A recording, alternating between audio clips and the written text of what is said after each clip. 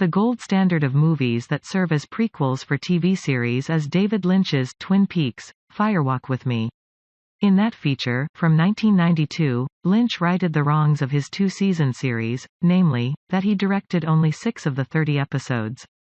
He directed Fire Walk with Me, and it got widely and wrongly panned at the time of its release precisely because Lynch treated with radical subjectivity the same material that had been handled more conventionally in the TV series. He did more than expand its story, he expanded its imaginative spectrum. In The Many Saints of Newark, the prequel film to The Sopranos, the series creator, David Chase, takes the opposite approach to tell the coming-of-age story of young Tony Soprano. Chase co-wrote the film's script with Lawrence Konner and delegated the direction to Alan Taylor, a TV veteran who'd worked on The Sopranos, and it shows, far from finding a new way to approach a familiar story, The Many Saints of Newark, which opens Friday in theaters and on HBO Max, is more of the series' same jigsaw-puzzle dramatics, with scenes that do little but drop in information trimmed to fit. But over 6 seasons, The Sopranos at least compensated for its reductive aesthetic with complex patterns of narrative information. The Many Saints of Newark, by contrast, reduces characters of potentially mythic power to a handful of defining traits and pins them to a diorama-like backdrop of historical ready-mades.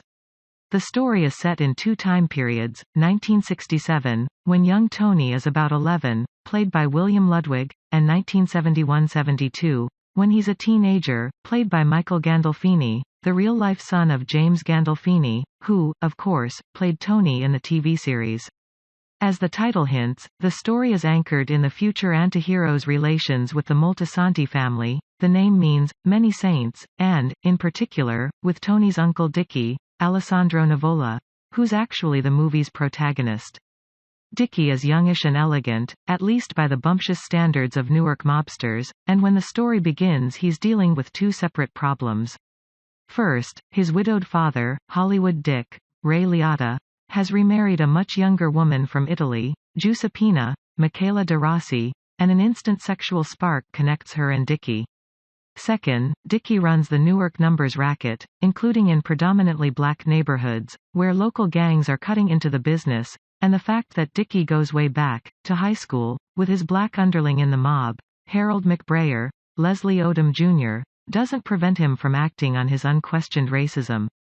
The movie uses, as a crucial plot point, the Newark riots of 1967, which in real life were sparked by an incident of police brutality against a black cab driver named John Smith, whom the movie name-checks.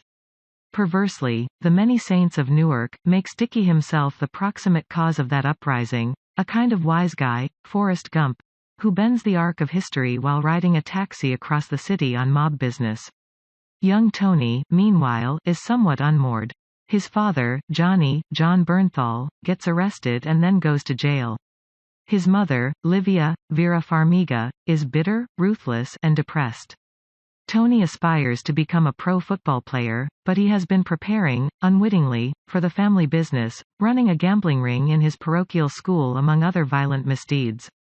Dickie takes it upon himself to look out for the boy, all the more so since Dickie, having recently committed a murder, seems seized with guilt and hopes for expiation through good works.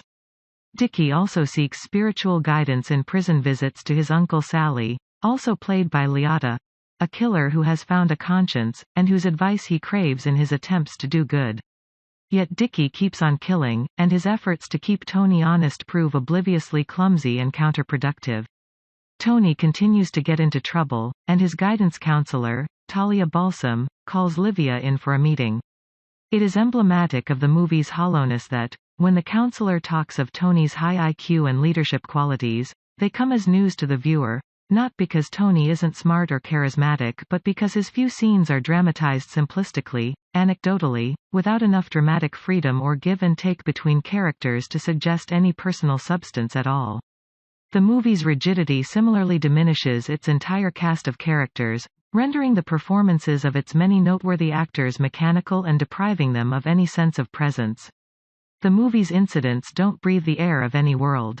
They're conjured out of narrow allusions to broad historical facts and a soundtrack filled with emblematic pop music and nostalgia-stoking commercials. As for the tensions and rigors of mob life, they go peculiarly unexplored. as well. In Martin Scorsese's The Irishman, the need to dispose of blood-stained clothing, after a contract killing, becomes a crucial practicality, and also a silently howling abyss of horror, whereas here the physical and emotional repercussions of bloody murder are nowhere suggested. Hoisting and dragging a massive corpse alone? No problem. Teenagers disposing of a hijacked truck? Effortless and unquestioned. Gunshots among family members? No consequences. There is one clever plot twist, arising from a Rube Goldberg-esque chain of events, which proves to play a major role in Tony's criminal destiny, but it is undermined by an earnestness, a lack of humor, a sense of hard-nosed realism that transforms the entire movie into a sort of just so story. Rather than knowingly deflating its own fantastic hyperbole with a wink, The Many Saints of Newark pompously sells itself as a serious vision of history and psychology. The joke is on us.